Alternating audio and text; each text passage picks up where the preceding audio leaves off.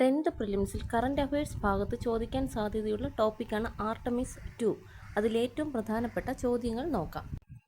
53 വർഷങ്ങൾക്ക് ശേഷം മനുഷ്യനെ വീണ്ടും ചന്ദ്രനിലെത്തിക്കാൻ ലക്ഷ്യമിടുന്ന നാസയുടെ ദൗത്യമാണ് ആർടെമിസ് 2.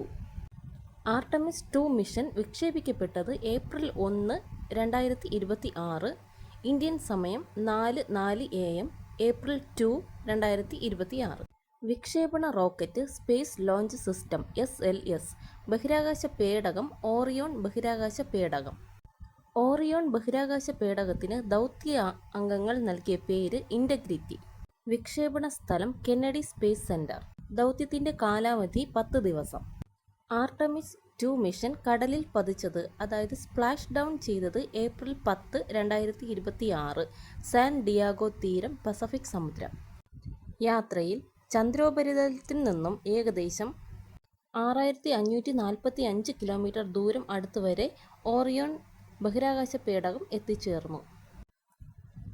ദൗത്യസംഘം ചന്ദ്രനിലെ 2 ഗർത്തങ്ങൾക്ക് പേരുകൾ നൽകി: ഇൻ്റഗ്രിറ്റി, കരോൾ.